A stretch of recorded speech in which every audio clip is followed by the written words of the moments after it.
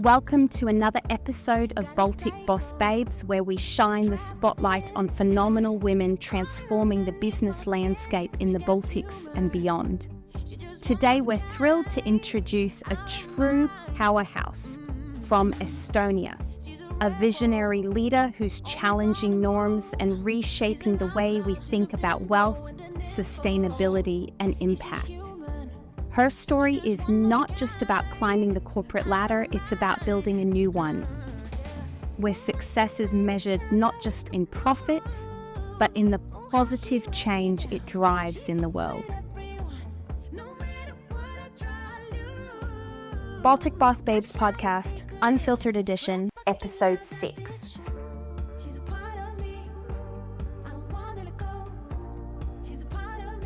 Hello everyone and welcome back to Baltic Boss Babes.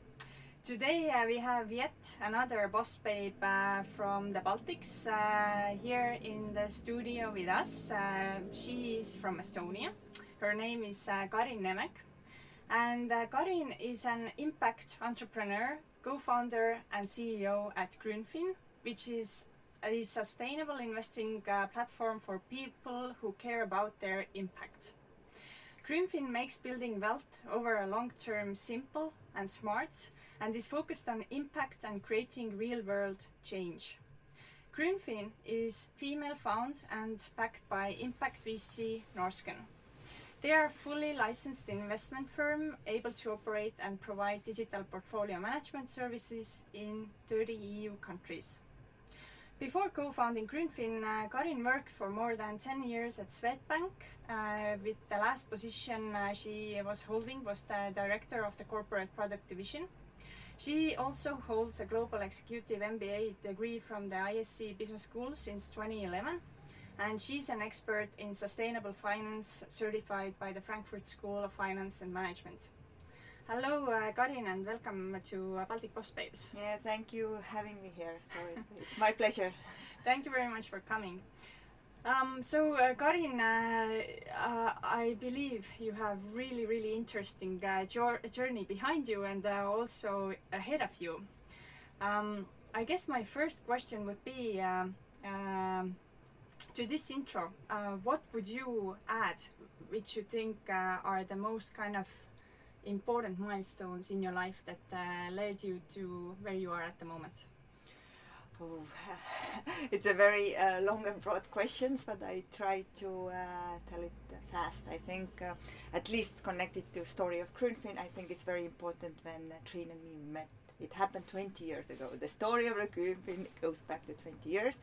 When we worked together at one of the consulting company, it was at that time called Remes, and we worked at the same department in corporate finance. So, and after being young consultants, so I moved to banking, and Triin, she went to Skype. So she was the first finance person at Skype, and later she was the second employee at TransferWise or Wise.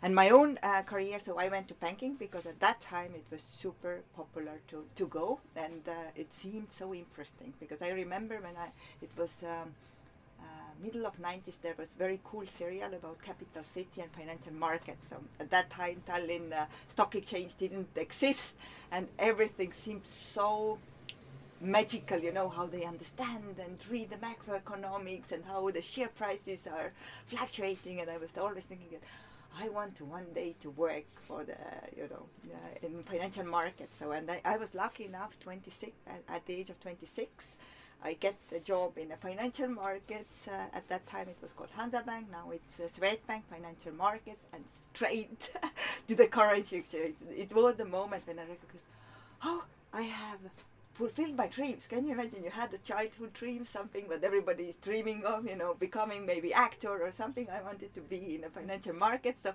I was there. But to my disappointment, maybe it was nothing really changed. Nothing. You learned. That was great, and I was really curious, to build a lot of things at the bank. And then they recognized, oh, young and entrepreneurial spirited girl, let's give a new opportunity. So I was moving a lot in different departments, built up cash management and headed different product department.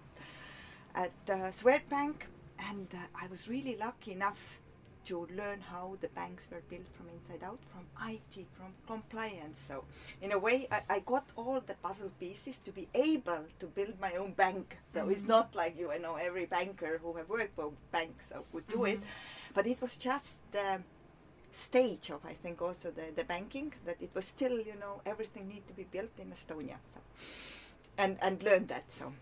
And when was that actually? So it was in 2010, 2011? No, it was even longer. Yes, exactly. It was 2000 to 2000 to okay, 2012. yeah, of course, because you said Hansa Bank. Yes, yeah, so it was 2000 to 2012. So I spent my time there, and then I just, in one point, the head of corporate banking left, and I was heading the corporate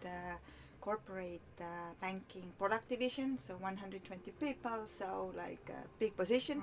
But my boss left, and at that time they started to find a new head of corporate banking, which means that the one who is responsible half of Estonian company. So I replaced him for 6 months. So I was a acting head of corporate bank at that time, also at the age of 33. So, which is also, you know, and I know that in the history there was never ever been any female corporate banking head that young, and being a female corporate head. And blonde. That's also a good point. But at that time when I was there and going, you know, to the big board meetings and, you know, being, you know, so, let's say, so important and so powerful. So I recognized also that, do I really imagine myself, like, you know, being there next 30 years? Because in Estonia, it's the most respected company to work. And then I thought that, okay, I want to really go abroad.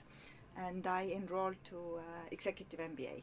So just to see that, okay, how the other global leaders think, you know, what a new business model. At that time, you know, Apple started to pick up, Google, all the tech waves started to come. But I thought that, okay, I do it like part-time. It was really very stressy time.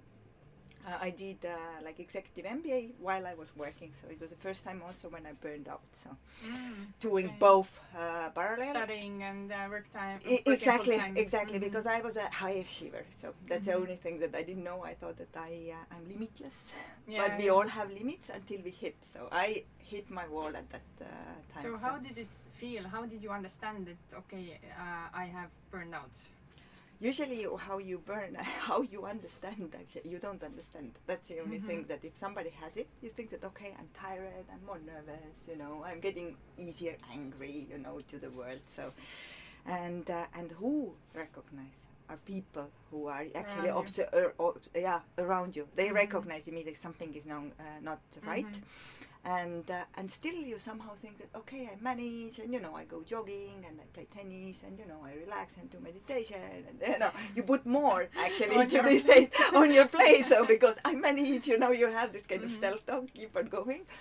But in one point your own body start to tell you that it's not right. So I started to have dizziness, like, you know, that imbalance, like after jet lag, you know, you might have. I've had the same thing. It's kind of like this vertigo, right? Yes. When suddenly just the world goes upside down. Have you had? No. For me, like I was like painting or try to, you know, to things, and then getting dizzy, and then I said no way. So and then I, you know, okay, I took vacation.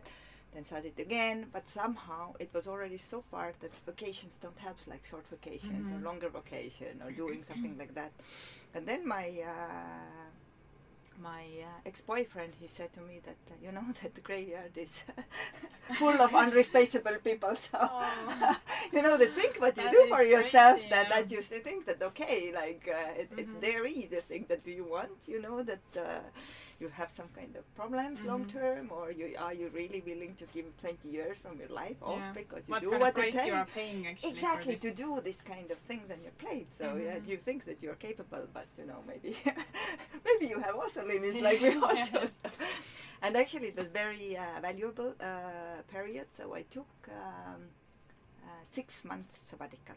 So I just said that, okay, I told to the bank, I said that, okay, what is more important, to finish studies or to continue banking job? I said, okay, I take off just to reflect, just to finish one thing, and, you know, it's over, and then I figure. So I remember that first 2 months I couldn't wake up so much. I slept 12 hours.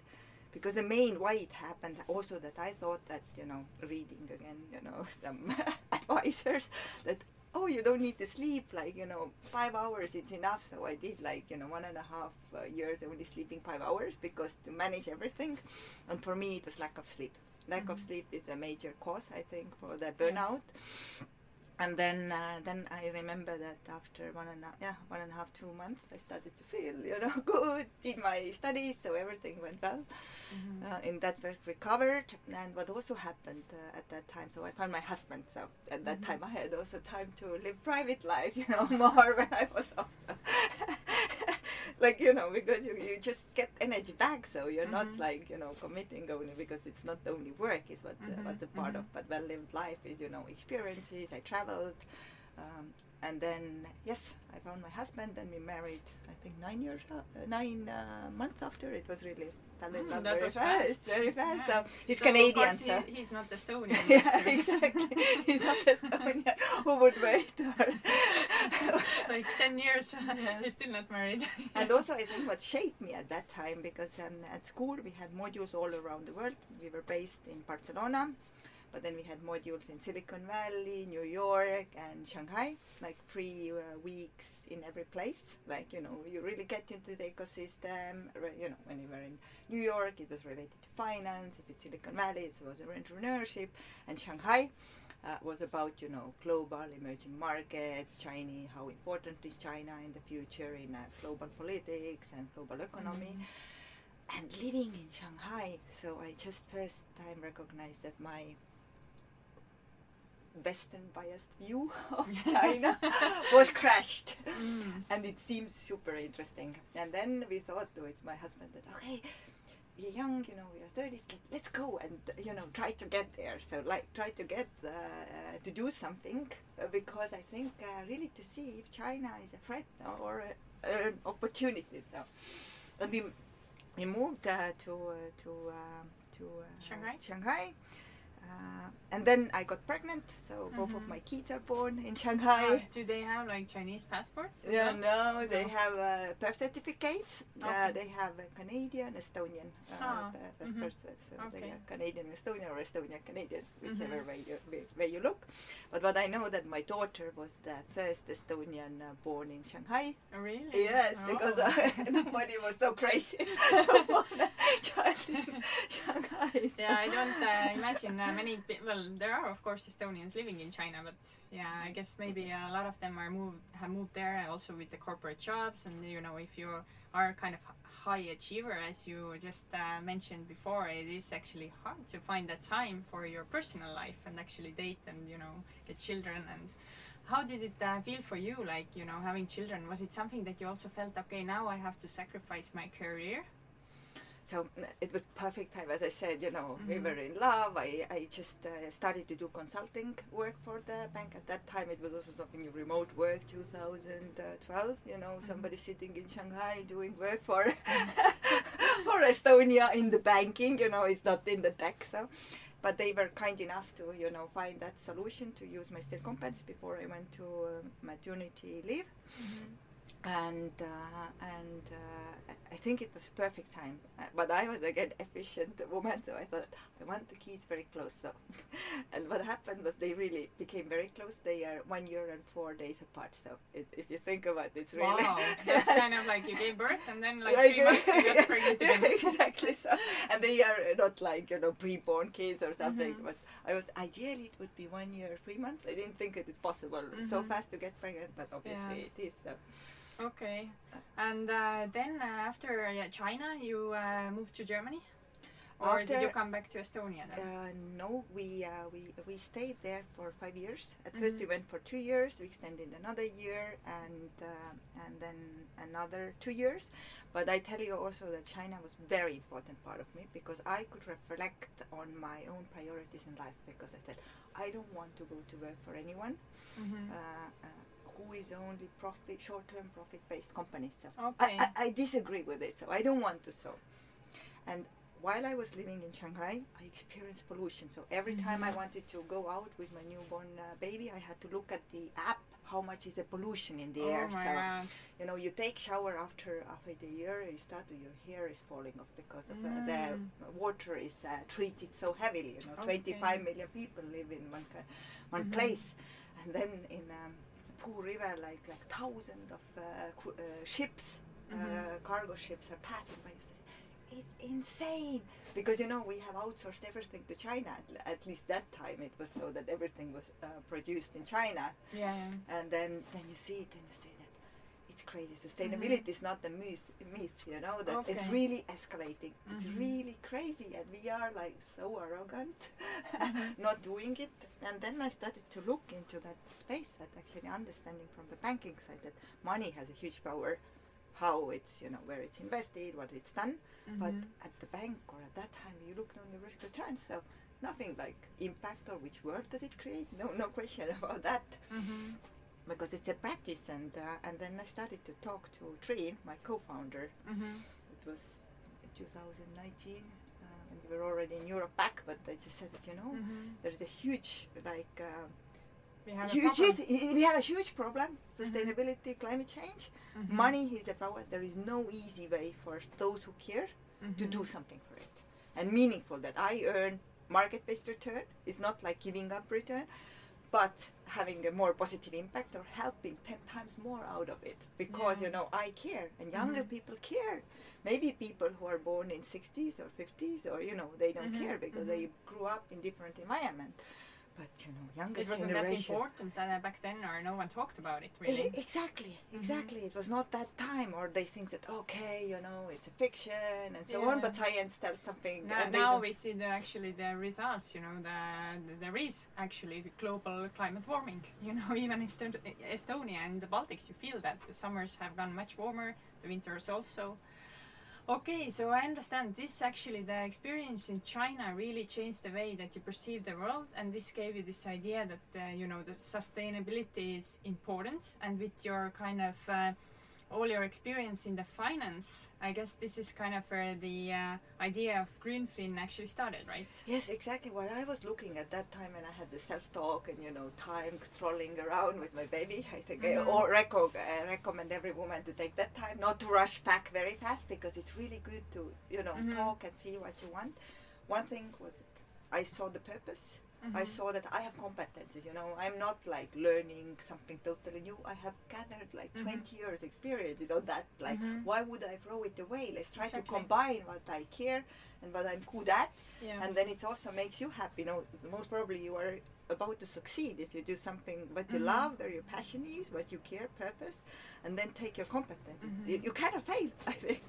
But okay, but let's go now to the story of Grünfin and how did you start it up. So I understand Triin Hertmann played a very important role in that. So she was one of your co-founders and the first kind of person that you talked into the let's start this business. Yes, she was super important in that, because I always also say that you might have a great ideas. I think world is full of great ideas. It's all about execution and teams. And she had experience in Skype and Wise or TransferWise back exactly, then. because she knew how the tech companies were built, you know, the culture, the scaling, the VC money involvement, you know, everything what you need. So that part she had. And then I had the banking or the product and how to build it. And then we were thinking that, okay, I think we could do and hire somebody, but maybe it's better to have in a co-founder team a technical co-founder who could really program, you know, everything, or when things are down, then fix it immediately. So, and we started to talk with Alvar Nunberg. And so he's our CTO? Yes, CTO. And he joined also early stage. At first he was, I think, we didn't actually invite immediately. We asked him to consult at first, like. Okay. But then, like, he was like 1 hour a week. Yes. So he was consulting, but when he see the prototype and things, that he said, okay, I come as well. So he proposed. We said, okay, perfect, you know, that because we were just about to found the company, so that was really perfect. That then we thought that we cover all the key functions. We can build it, gather good talent around us, and make it happen. So. So you are still 3 co-founders. We are 3 co-founders, and we are a team of 15. Located 15. 15. 1 5. Yes, yes. Locating in Estonia, and then not only in Estonia, 80% in Estonia and 20% in Frankfurt, and I'm based in Frankfurt with teams. How difficult was it to fundraise for you guys? Like, was it difficult to pitch to the VCs and get them kind of excited about your product, or it was rather easy? How do you perceive it? I think it was, since we raised our 2021, it was super easy. Super easy. So Back then everyone had the money. And exactly. like, So take my money. and also I think what people recognize is that sustainability, the mindset of sustainability accelerated within 1 year of COVID, 5 years. So people understood, oh really, there might be like something happening such a global scale that we all sit home and all of a sudden cannot move. So they understand that the things, global scale pandemics or climate change and things, they can happen. So it was in that way, I think, very positive for us to understand, mindset shift. Also, remote work. I think it also got accelerated. So it's much easier to recruit talent, get people involved, make things happen. So it was also, I think, positive things for our industry or business model. And I think we had a great team to do it. So we had built already a prototype, validated, and we raised our first round. We said that we are getting the license, so that we will build a bank that you will see that procedures are properly done, product is functioning, because it's standardized, because the financial inspection will not give any license if it's not built like a solid financial institution. So for us it was, it took a year for us to get it. So we launched 2021, and then we got like a funding to build further, and Do you also need to kind of back up the investments, like guarantee the money? Like I think the banks in Europe, when you keep like your money there, it's like 100,000 euros that needs to be kind of guaranteed. So for us, it's so that I think banks have for deposits, for investment products for all Europe, they have 20,000. And 20,000. 20,000 is the same with us. So basically, Tagatis fund. So currently is 20,000. Okay. Per customer. I have actually so many questions to you, and I prepared a list of questions. It's so interesting, your journey. I think we have to invite you back, but right now we're on this tech chill in Riga, and you have to catch a plane. So I will have to stop you here. But I would like to know, so you're a female entrepreneur. And do you have ever felt that you are being treated differently for being female, or have you ever encountered any kind of stereotypes during your career? I felt more stereotypes when I was 20s or under 30. Then I remember I constantly dressed down.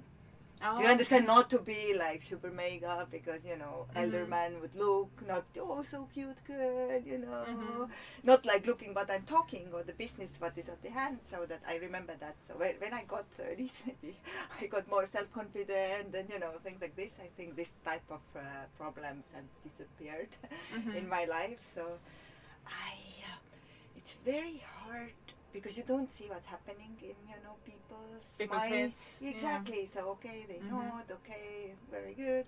You don't know. So of course we were lucky enough. So we got or not lucky, but we have managed to raise twice 2 million. So altogether 4 million. So it's not it's a good track in a way, because we just closed the deal a couple of months ago. So it's really in a downturn. Also managed to close it. So, but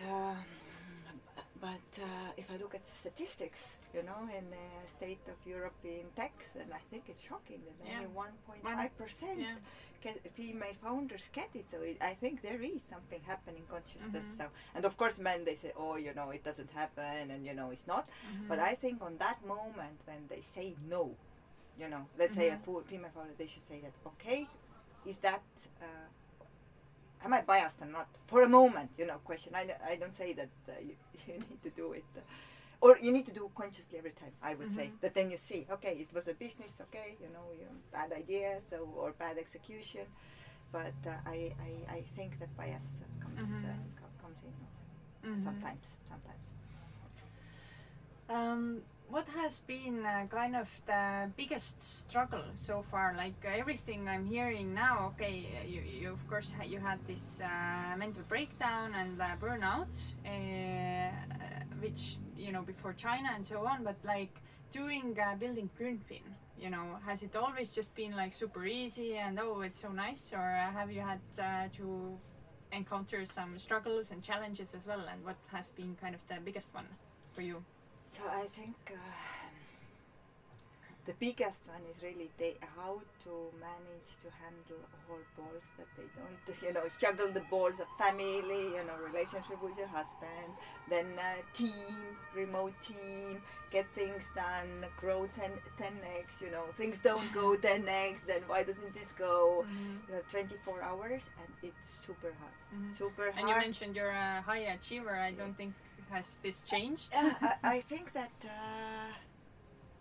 I'm more conscious, maybe more understanding. For instance, I am definitely sleeping now, so I know that's a basis before, like sleep, then it's eating, then it's exercising, and then social life and everything. But these bases should be. And what I have now also started to do consciously, just to see that I'm on the good track in all aspects in life. It's self-reflection. So I try to, when I fly, to take a diary or something out to have a self-conversation. Like journal. Yes, journaling. So it really helps for me to see that, okay, am I focused? Is all the priorities around? Okay, this is a detail. I don't care. These are the important things what I have to manage to do.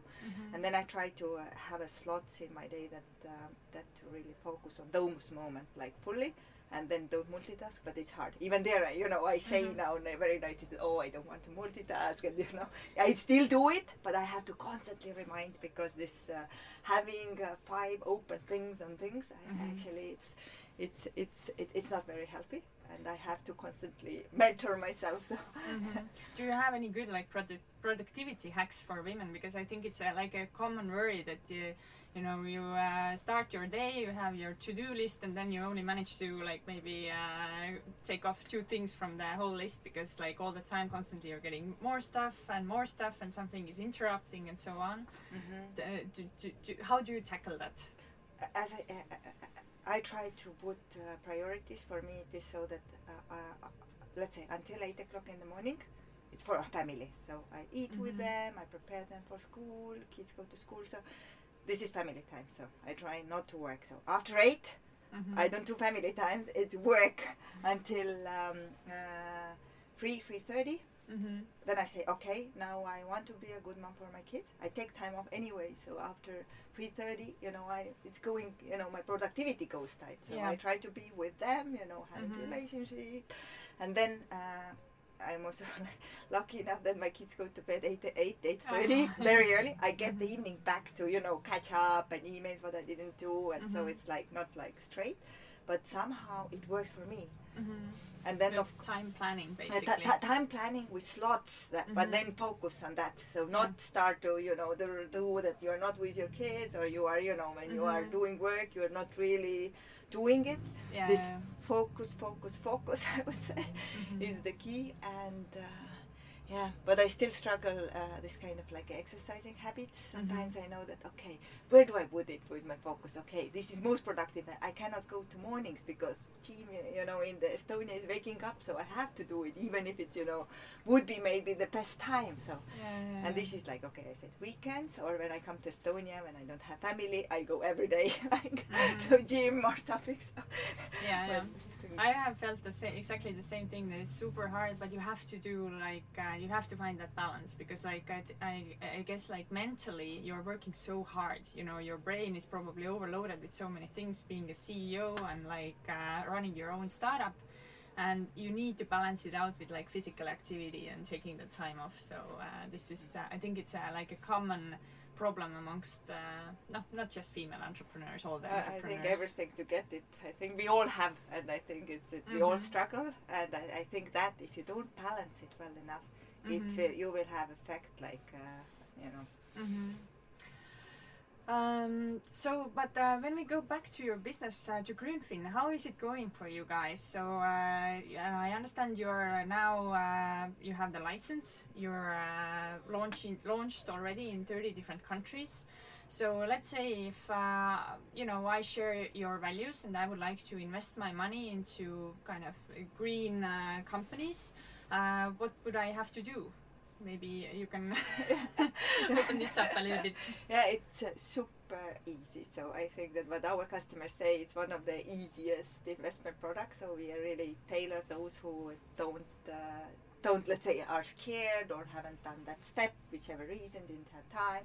We also did a survey among our customers, and the biggest reason why customers haven't done in our waiting list or KMAS was because they didn't have time or they didn't have money. But people perceive that they need to have, let's say, I don't know, 5,000, exactly, big. Not like, actually, it makes sense to do with 10 euro, 20, 25 euro. The key is to get the habit. I give you examples. So that if you're 25, and let's say you get salary and you're able to earn 100 euros per month, just to put aside, and this 100 euros would make over 40 years 262,000.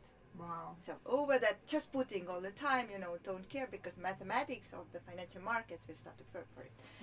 If you do it 35, then it's half, 120, I don't know exactly, 20,000 approximately. So it's kind of the compound interest that starts working. Exactly. And if you do it 45, then it's 52,000. So it's 4 times less. Time is your best friend. And next key thing in my mind is that do it consistently. Small sum, having that kind of habit. So and don't try to overpay, because there is a study show that actively managed fund manager who have studied it, who have hundreds of analysts working for them, are unable to beat long term. Why would you think that you're smarter than them? Of course, you may hear that, oh, my friend there did that, or bought that share and it went up.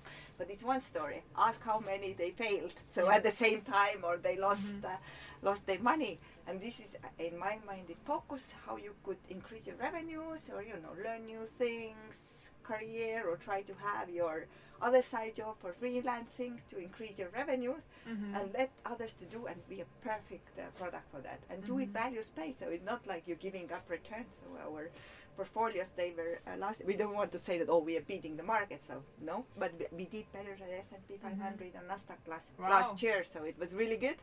But we don't want to promise you. We say we provide you market-based return. Maybe there will be times, when we are slightly down, but we provide market-based return with much larger positive impacts. And basically, if just the listeners would like to start investing, so they just sign up on Grünfin and they transfer the money. So what they do is they look the themes what they like. So we have 3 themes, which is climate, equality, and healthcare of innovation. You can pick 1 or all 3. Then you pick risk level, time horizon approximately. It's coming then at which kind of risk. Then you choose, let's say, 25, 50 or 100 euros monthly. Start doing regularly, setting it up in our system, and then it goes. So it takes like less than 10 minutes to set up, but you have done something for your own rainy day fund or for the future. So it's easy, it's good. So sounds amazing.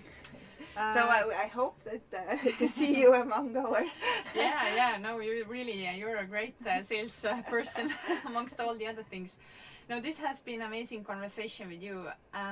Maybe as a last thing, I would ask you, what is the best advice that you would give to other kind of, Baltic or world female entrepreneurs who are maybe just in the beginning of their journey and listening to you and looking up to you, and you're, one of the most inspiring women in the ecosystem, and they're maybe struggling to find you mentioned that for you it was easy to find the investments. Right now the times are different, it's very tough. What is your advice to those my people? advice is to do it, because I also tell, you say it's amazing, but if you also think that, okay, it took for me 20 years to get knowledge, capital, network, everything that I would dare to do that jump. So I always admire the very Karin podcast or Martin Milling, who have established when they were high school. Like I would say, no way I could have done it. So just like that age. So I didn't have this confidence. So. And that, now being there, so do it earlier. So I would say that if you already have, be confident to start. The important thing is that don't talk, do. Because there are so many people say, oh, I wish I do this, or I wish, that could go this way. But do it. It doesn't matter. You failed maybe, but you learned like 10 times more, what you would have done it. So. And I think that if you really believe in your skills, try to pick something where you have skills already or knowledge, certain industry, or I think there you always look at the problem. So I always say also that try to love your problem, not your solution. There's many times when you start to validate, you see how big is a problem. Maybe it's much smaller than you thought. Is it possible that you really create value, that people are willing to pay for it, that service or not? But you will learn so much. Just do it. Do it at first from the side job, and when you see that, okay, there is attraction, that, oh, there are customers, there are pre-agreements, I have built some kind of prototype, or together with someone, then do it. And, I think you will find great teams, great people, good ideas. If you're on the right journey, then things will start happening. Exactly. You. So I think it will come. So just do it. Okay. Like Nike, just do it. Exactly. Perfect. Karin, thank you so much for joining our podcast. And I think it has been wonderful talking to you. So inspiring and so interesting. And I might just invite you back for another sequel, because I think you have so much more that we can talk about. Thank you for having me. So it was a pleasure to talk. Thank you.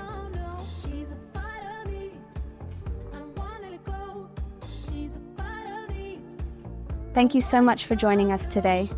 This episode of the Baltic Boss Babes podcast was brought to you by our supporter Workland co-working space across the Baltics. Tune in again in 2 weeks for another exciting and enlightening discussion. Don't forget to subscribe to the podcast and follow us on Instagram and LinkedIn at Baltic Boss Babes for updates and behind-the-scenes content. Stay safe, stay curious, and keep on innovating.